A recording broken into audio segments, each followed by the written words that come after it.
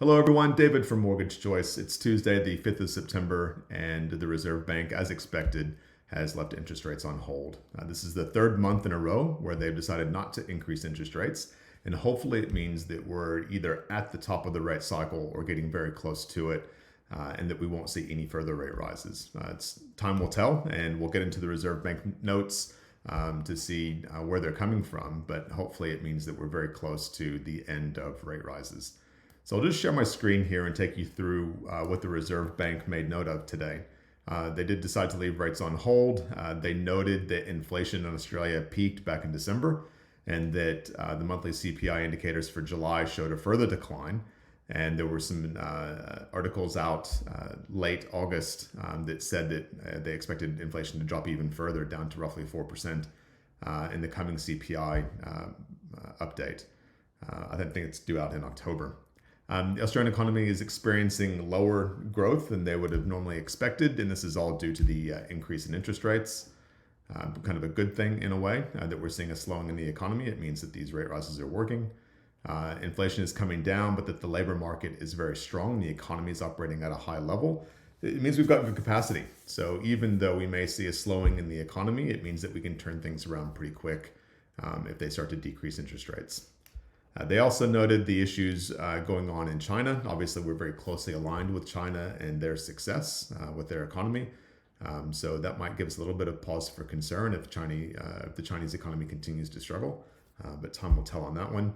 And then my favorite line in all of these Reserve Bank announcements, especially where they've left rates on hold, is that they add in this line that says some further tightening of monetary policy may be required. So basically, they're leaving themselves open for further rate rises in the future if they see a need for it. The only bit of concern I have with interest rates and the potential rate rise is that there's a new Reserve Bank governor starting in November. And she's already made a couple of comments that they'll be very aggressive with inflation and trying to bring it back under control. And so I wouldn't be surprised if maybe we see another rate rise in November when she comes on board, just as a sign of, hey, I'm serious, I mean business, and I'm trying to put a little bit of a shock into the economy when she comes on. So time will tell. Now, inflation. We talk about inflation a lot. I thought I'd share a chart with you to show you what it means. So this is a measure of consumer price inflation over the last, since the 1960s. And we can see where inflation was quite crazy in the 70s and even in the late 80s where it peaked and we had those high interest rates of 17, 18, 19% in the early 90s. So that's that period there. And this is the period of time where we've seen this massive increase in property growth between, say, the mid 90s to the current year. And then all of a sudden we get to the end of COVID and inflation ticks back up. And so we're at this point here at the end where we're starting to see that inflation has peaked and it's coming back down. And this band of 2 to 3%, that's that target range that the Reserve Bank wants us to be in. All right, so just to give you an indication of where historically inflation has fallen and where we're at now. Now, one of the things that the Reserve Bank will be taking into account is all of the mortgage holders right now that are sitting on fixed rates when they fixed in at 2 or 3%, and then they're about to come off those fixed rates in the next 6 to 12 months. Well, we can see that for the period between June 2023 and December 2023, that 52 billion in mortgages will be coming off fixed rates. And then you can see how much more in fixed rates will continue to come off in the months following. So we still have a massive part of all mortgage holders that are sitting on fixed rates that have yet to experience the higher rates that we're sitting at. Right now, variable rates are sitting at around 6%. And so a large portion of clients have not yet experienced those rates because they're still fixed. So even though they've increased interest rates, it's going to take time for those increases to actually flow through to the economy. Property values is another discussion. And I think now that interest rates are less and less of an issue, we'll start to hear more and more about the property market. I think the press will always want to grab onto the new and more exciting and more sensationalized bit of information. So I wouldn't be surprised if property values start to feature quite heavily.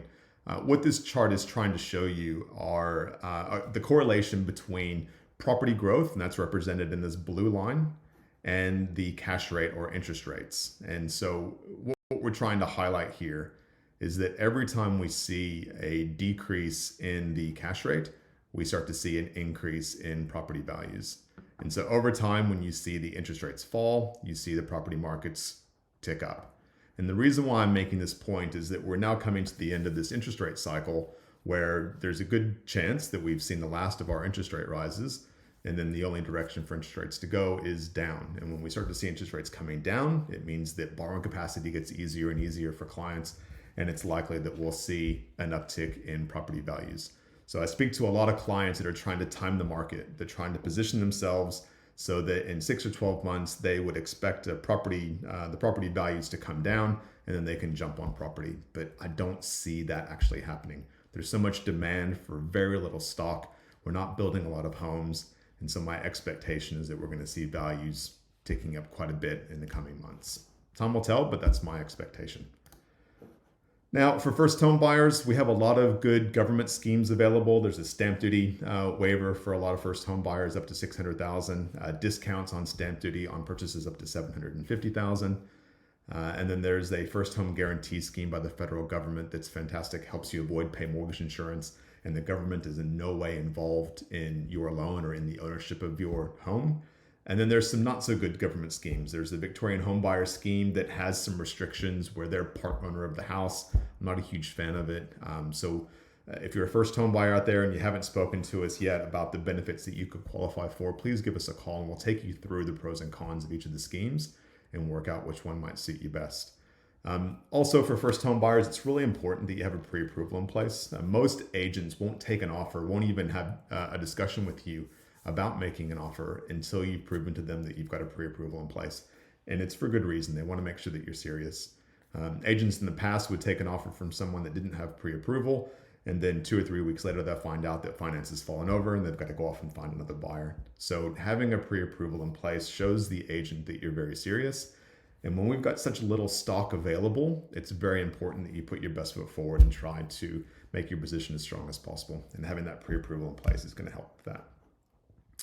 For our upgraders, we've put a link below. We did a webinar for upgraders last month. It was probably a couple of weeks ago now. So watch the video. It goes through all the steps that you need to take if you're looking to upgrade your family home. It's quite difficult when you're upgrading because you've got 2 transactions to try and coordinate. And so we take you through the options that you've got for that. So have a watch that video. For our investors, we are seeing a massive increase in investor inquiry. And I'm not surprised. That slide that I showed you earlier where when interest rates start to come down, the property values will start to tick up. And I think investors are all over that. So we're starting to see a lot of inquiries for investors. And we've got an investor webinar planned on the 11th of October, where we'll take you through how to use the equity in your existing home to try and help leverage and purchase the property without a deposit. We'll talk about how some clients use an investment property to help pay off their owner-occupied home and clear their owner-occupied debt faster. How to search for the right investment property, and also self-managed super funds. It's come into vogue over the last couple of months. We're seeing a lot more clients purchasing in their SMSF, and so we'll take you through the ins and outs of that. Last thing, for those that are mortgage holders and you're concerned about where you stand with your interest rates, these are the current rates that we've got going. So owner-occupied variable rates around the 5.75 mark. And for investors, about the 5.9 mark to start. So if you'd like to have a discussion about your interest rates, please give us a call. All the best. Hope you have a good month, and we'll be back to you in October. Thank you.